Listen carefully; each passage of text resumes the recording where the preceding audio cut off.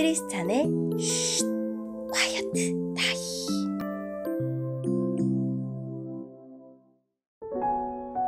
샬롬, 크리스찬 성도님들 반갑습니다.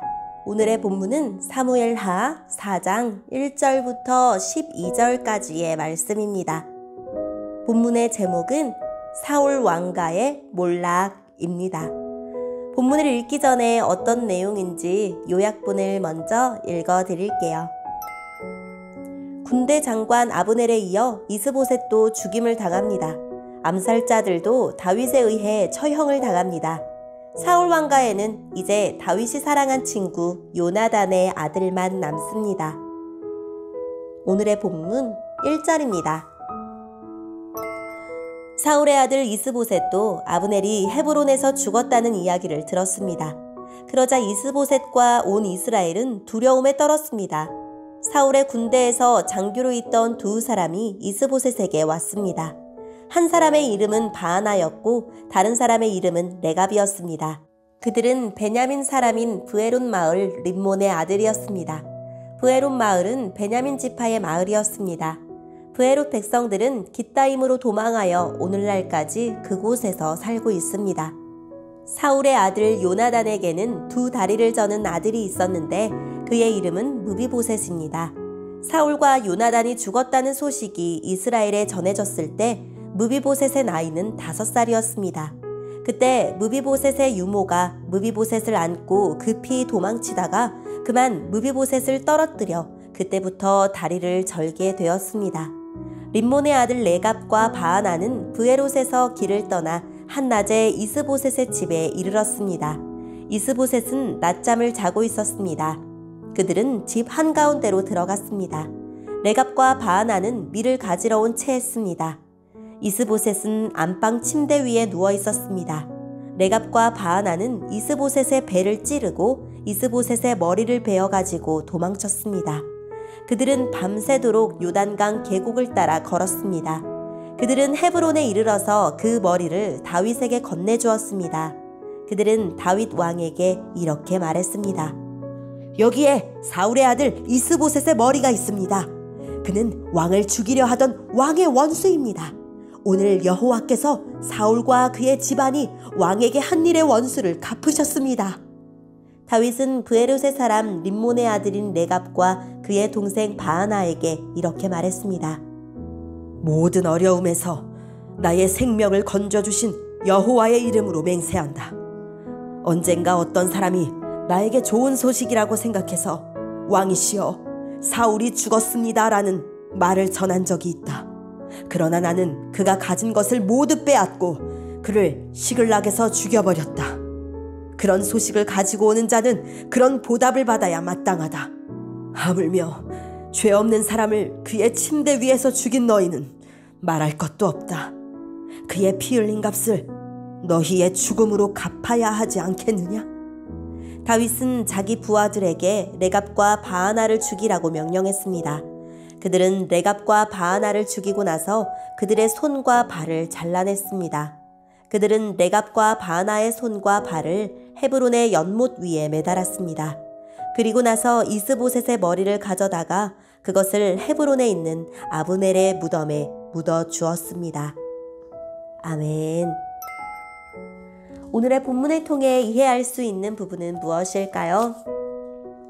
아브넬의 죽음은 온 이스라엘을 두렵게 했습니다. 이스라엘은 강력한 군사 지도자를 잃었습니다. 바하나와 레갑은 더욱 약해진 이스보셋을 암살합니다.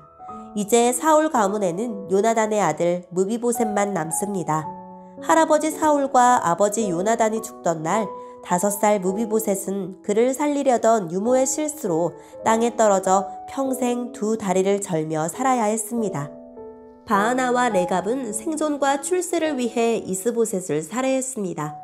그들은 자신들의 행위가 다윗을 위한 것이었으며 하나님의 뜻인 것처럼 포장했지만 다윗은 그들의 감언이설에 동의하지도 속지도 않았습니다.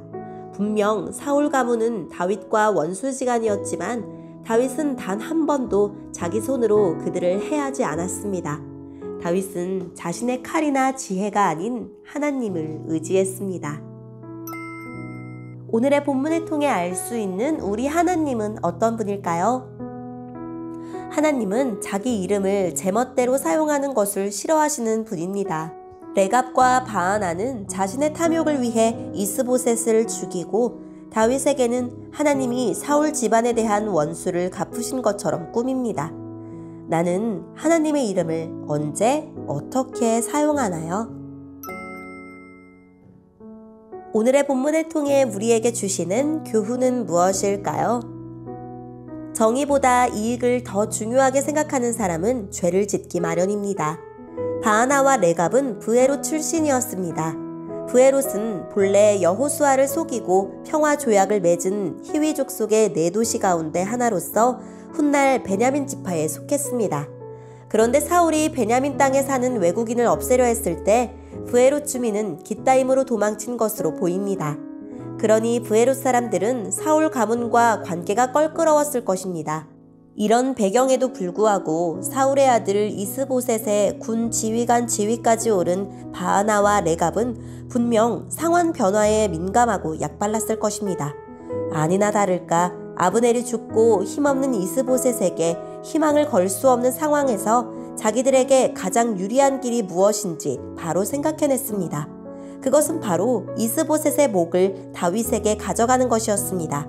그러면 다윗의 인정을 받고 통일 이스라엘에서 한 자리씩 차지할 수 있을 것이라고, 그것이야말로 위기를 기회로 바꾸는 방법이라고 생각했습니다.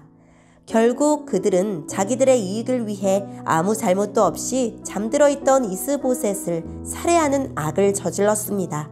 만약 무비보셋이 다리를 절지 않았다면, 왕위를 이을 만한 사람이었으면 그들은 무비보셋까지 죽였을 것입니다. 생각이 이익만을 향해 흘러가도록 내버려 두지 맙시다. 무엇이 정의인지 어느 쪽이 옳은 길인지 생각합시다.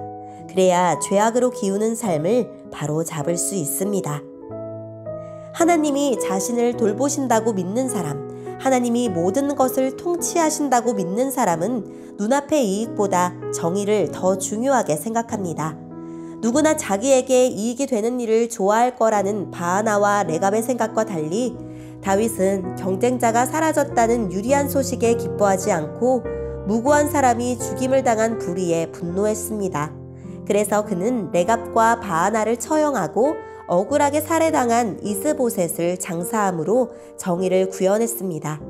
환난에서 건지시는 하나님의 돌보심을 아는 다윗은 불의한 이익에 자신을 맡기지 않았습니다. 눈앞의 이익에 움직이지 않는 사람, 눈앞의 이익으로 흔들 수 없는 사람이야말로 고결합니다. 오늘의 본문을 통해 각자에게 주시는 성령 하나님의 음성에 귀를 기울이며 살아계신 하나님, 주의 말씀을 분명한 삶의 기준으로 삼아 의로운 길을 걷게 해주세요 라고 기도하고 오늘도 말씀을 붙들고 승리하는 하루를 보냅시다. 여기까지 크리스찬의 쉿 콰이어트 타임 이었습니다.